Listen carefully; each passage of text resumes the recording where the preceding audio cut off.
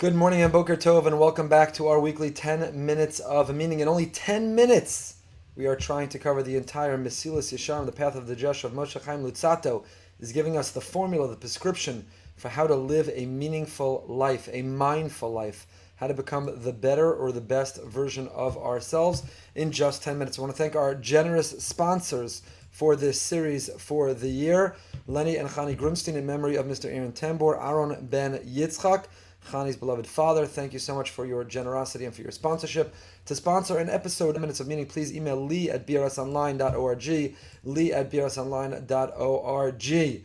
We are still doing our BRS Online Global campaign. Join the movement. If you enjoy our classes, our programs, our writings, our panels, please go to brsonline.org/global and join our movement, support our efforts. And lastly, if you're enjoying or watching on YouTube, take a moment to press subscribe and be notified in real time every time we go live with the next class or learning opportunity. We are on the Midah of Precious. We are learning about the quality of asceticism, transcendence, how to live a life where we are not defined by what we have, we are not defined by our material possessions, but we've proven to ourselves, to Hashem, to those around us, that we can live without them. That's why we are entitled to live with them. That we eat to live, we don't live to eat. And similarly, the car takes us from point A to point B. It doesn't define who we are. It doesn't represent our status. It doesn't impact our happiness, and it shouldn't. And if you'll say,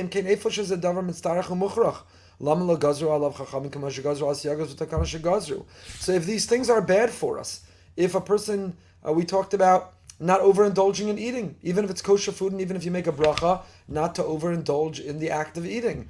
But if the eating is permissible, then what's the problem? Why do we have to withdraw? Why do we have to abstain? If the Torah defines it as something which is permissible to us, then what's the problem? Or similarly, vacationing, strolling, spending leisure time, recreation activities, following sports, for example, all these other things. If in fact there's nothing wrong with it, then or if there's something rather wrong with it, and the Torah is endorsing living without, then why didn't it prohibit it? Says the Ramchal, the answer is clear, explicit, and obvious.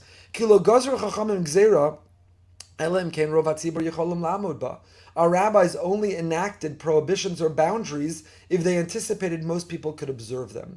But if they recognized in advance that most people would struggle, they'd be unable. The truth is, this is all an extra layer. This isn't obligated. The Torah clearly delineates this is permissible and this is forbidden. And therefore, protect yourself and behave in a way that you are avoiding that which is forbidden and you are living a righteous life. Don't look back. Don't feel bad.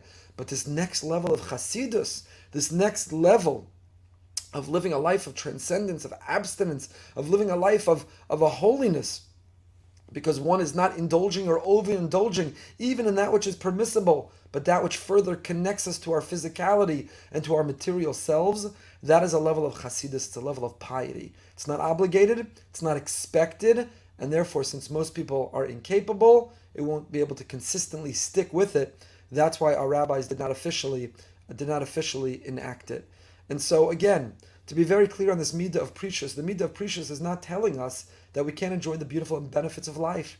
The Torah is the ultimate document that teaches us how to navigate our way through this world that's filled with pleasures. Food is delicious. I'm a foodie. I love food. It's pleasurable. The sights, the sounds, the flavors, delicious. However, it cannot be what drives us.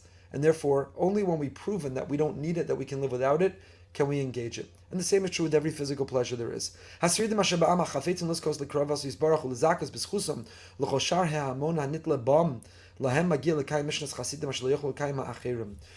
individuals among the nation who desire to attain that closeness to Hashem, the person who's trying to live that level on that plane that, yes, they're a body, and yes, they're operating in the physical world. That's how we were created, that's where we were placed, and we have no choice. But you know what? To the best degree possible, I'm going to define myself by my soul, not by my body. It's a level to aspire to. It's an ambition that we can have, but it's not an expectation or a demand of us. It's for the Yechidei Skula. It's for the righteous individuals. It's for the few that we turn to and that we look at and that we therefore know that that is a possibility. Not everybody's equal, and not everybody could live the same way. People are on different levels, and we're climbing that ladder. We're not running up a ramp, and we're not competing. Because as we climb that ladder, it's not a question of what rung we're on, but it's a question of where we started and where are we now. There are people on a ladder of 100 rungs. They started on the 90th rung. The parents they were born into, the family, the capability and capacity that they have. They were born on the 90th rung with all the opportunity in the world. But you know what? In their life, they've gone down to the 80th or the 70th. And there are people who are born on the 20th rung, and they've made their way all up to the 30th or the 40th. And so if you looked objectively and you measured, if you did a side-by-side comparison, you'd say one is clearly lower than the other. But that's not how we're judged in Shemayim. It's not the way the Almighty looks at us. Less concerned with which rung we're on, much more concerned with which direction we're heading. Ish lofi sichlo. Hine lefachos yichidei skul yimatzu. So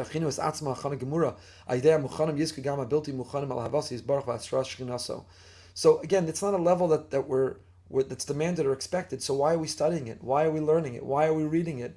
Because just to know it's a possibility inspires. It motivates us to dig a little deeper and to try a little harder and to improve just a little bit more. Lahavdil. If you've ever read a book about a Navy SEAL, the biography about a commando or a Navy SEAL in the Israeli Army, the American Army, it doesn't mean that you're ready to drop what you're doing and join a SEAL unit. It doesn't mean that you could even survive the SEAL training. But simply reading their story motivates, inspires, and uplifts us. The way our rabbis taught us. There are 4 types of species in the 4 minim that we take on Sukkot, the lulav, the esrog, hadassim, and aravos, and they represent the 4 type of Jew, and we put them together. And why do we put them together? Ba'aguda achas. Why are they taken in one unit? Because one complements the other. And the same is true with people and with Jews. We complement one another. So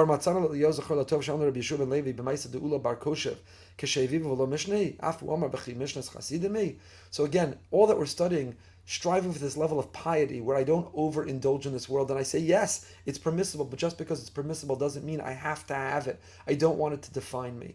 We talk about this in the world of righteousness and piety based on Torah, but it doesn't have to be Torah. It doesn't only have to be Torah. There are incredibly wealthy individuals in the non-Jewish world who live without, who there are stories done about them that they're still living in that same home and they're still driving that old car with 100,000 miles on it. Warren Buffett famously lives a very modest life. He is a billionaire. He could overindulge in every luxury that is known to man without making a dent in his net worth or impacting the lives of his great-great-great-grandchildren. So why doesn't he? Why is he living modestly in the same ranch home? Why is he driving the same car? Because he's proving to himself that while he is successful and strives for greater success, those resources can be used towards achieving a greater good, and it doesn't have to be the overindulgence that won't define. The money doesn't define him. It's just a piece and a part of who he is. Harmful abstinence resembles the way of fools. It's a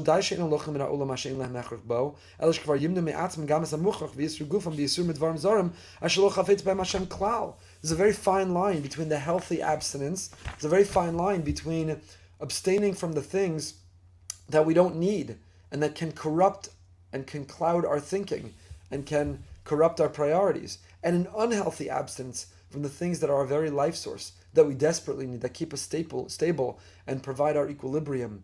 Our rabbis have taught us that you're not allowed to mortify yourself. In other words, don't starve yourself, don't fast to the point that you are malnourished, dangerous. Similarly with sleep, don't get so little sleep even if you're staying awake for noble reasons to the point that you are endangering your well-being. Don't live such a frugal life. Don't give away all your money to the point that you need to rely on charity yourself. With our lives, protect and preserve our health. Don't compromise our health. If you are perpetually fasting, even if it's because you're trying to prove that you don't need food, if you are